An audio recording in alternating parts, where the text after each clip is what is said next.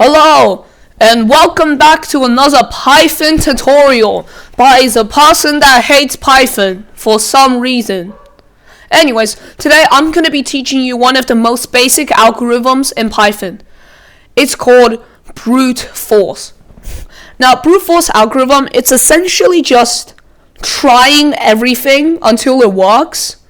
And most of the times you can't use it, but in very special cases or easier problems, you can easily just brute force and get the solution without having to think of weird algorithms like DFS and whatnot.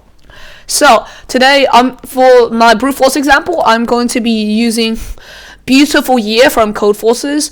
It's the problem from Codeforces round 166 division 2. And so here's the problem. You have a number and you have to get the minimum year that is larger than the year that you're already given, and all the digits have to be different. Now this problem is actually quite easy, and I'll show you why. So let's implement this. It's just import sys dot set recursion limit, and then y equals int input. And then here's the brute force. So as I've stated before, brute force is an algorithm that just keeps checking until it's true. So we can just use a while true loop, which basically just non-stop checks until you forcefully break it inside the loop. You can just do y plus equals 1. Doing this at the start makes sure y is at least bigger than the original y. And you can just do year equals stry to turn it into a string. This way you can actually index it and see how long it is, because we're going to use that. And we can just do unique equals set year.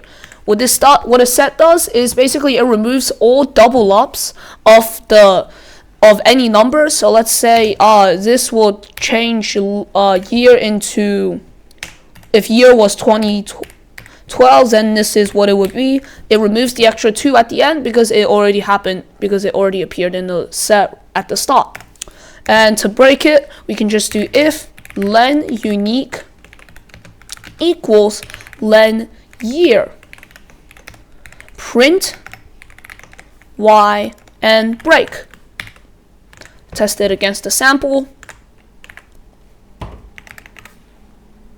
And yeah, there we go. Now we can submit it. Make sure you choose the correct language, and since we used sys, we must choose Python and not PyPy, as that would be memory limit exceeded. And there we go, accepted. So that's one example of a brute force algorithm and what it could look like.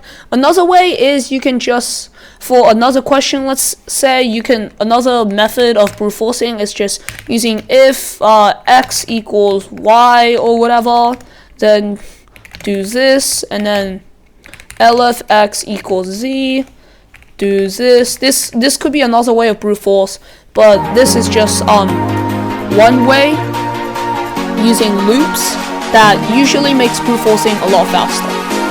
I hope you learned something in this video, and yeah, that's everything. Oh, and one more thing.